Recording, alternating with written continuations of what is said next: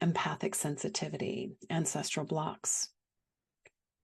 I'm looking at the layers around that, and I'm actually seeing that we may have a tendency to use a tremendous amount of our creative energy, our protection, our support, our safety, our manifesting mojo on tending to all of the ancestral challenges that we might be holding in our fields that may have been handed to us at the time of our birth, prior to our arrival in this world, and or at the time of an ancestor's death.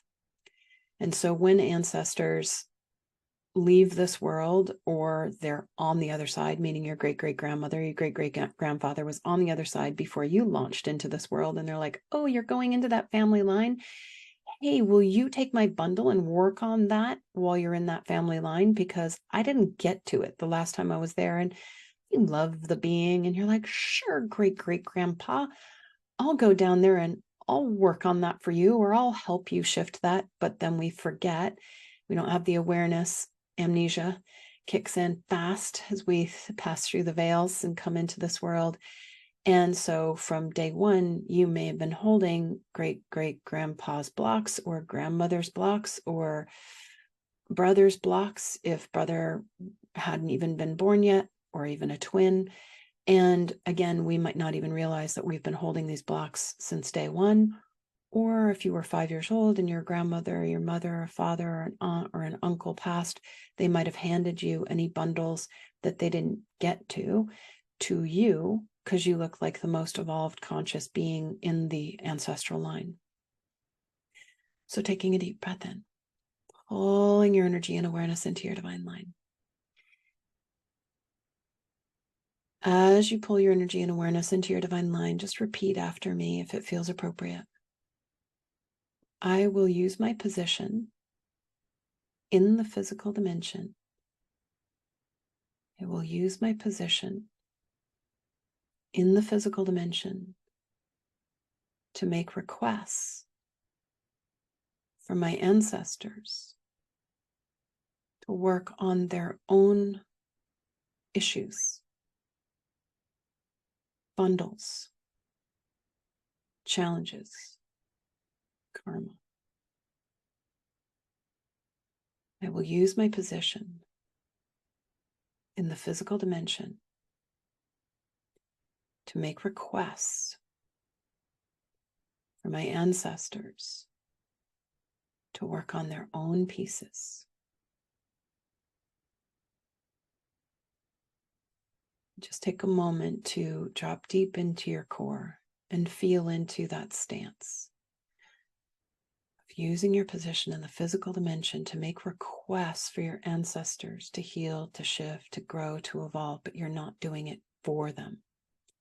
And you're not holding their challenges, and you're not getting empathically impacted by any of their challenges. You're not holding their dreams. You're not using your creative energy to shift them in any way. Integrity, empowerment for yourself and for them. It's a hardcore line. And then as you anchor in that stance, we invite you, soul rider, at the level of your higher self, your body, Diva's higher self in teams, to work with the energetic fields and the guides to scan your fields far beyond the mind. Scan your fields for any ancestral grids, challenges, karma, behaviors, bundles, vibrations, blocks, patterns that you've been holding at any point in time in this incarnation.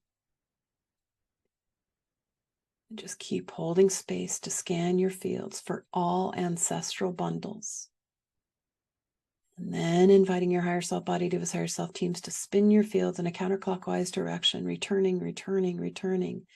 It's almost like one of those little automatic tennis ball machines, chucking, hucking all of the ancestral bundles back to them at the level of their higher selves, where they have the capacity to shift it, sending appropriate energetic information. While you simultaneously hold that mantra, I will use my position in the physical dimension to make a request to assist my ancestors in shifting their pieces, but I will not shift it for them. Return, return, return. Energetic tennis ball machine, returning all of the ancestral bundles back to them at the level of their higher selves where they have the capacity to receive it, to shift it. Sending appropriate energetic information, returning the responsibilities where they have the capacity to shift it. And that's a slight shift in that languaging. In the past, I've said, return it to them where they have capacity to receive it. Now let's return it to them where they have the capacity to shift it. Send appropriate energetic information, return the responsibility. And you don't have to consciously know, are you returning it to them in the past or in the future, 20 lifetimes from now, just wherever they have the capacity to receive this bundle and shift it, use it as their own fuel for their own growth and evolution in a really empowering, supportive way. And just keep cleaning and clearing the fields. And then you can use your position here in the physical dimension to say, ancestors, we call forth guides, advisors, beings of love and light. Ancestors, repeat after me. We call forth guides, advisors, beings of love and light.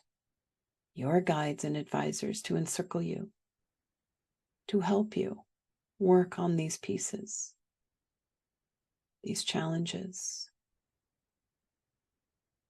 Work on activating the vibration that you are truly intending on embodying. Where you can, where you desire, where you're ready. And so you just called upon beings of love and light to encircle each ancestor, for them to work on their bundles in their own unique way, in an empowering way, in a safe and supportive space. And then repeat after me. I use my position in the physical dimension to make a request for my ancestors to work on their pieces, their aspects, their lessons, their growth where they can, where they want to, where they're ready to, where they're safe, where they're supported, in whatever timeline that is.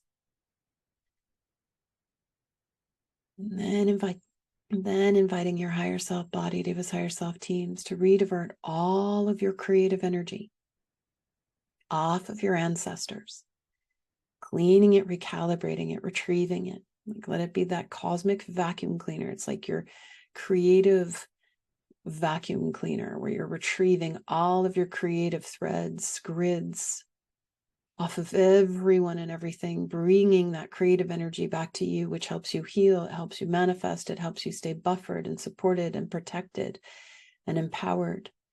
And just be in a silent mantra, retrieving my creative energy off all my ancestors, cleaning it, recalibrating it back on me, retrieving my creative energy off all my ancestors, cleaning it, recalibrating it back on me, spinning the fields in that clockwise direction, retrieving my creative energy off of all my ancestors, cleaning it, recalibrating it back on me. And you might even kind of feel this spinning around you in a clockwise direction, stabilizing at your pelvic floor, that Merkabah disc. And then updating your grids, holding your awareness in your line, bouncing and stabilizing, letting that integrate.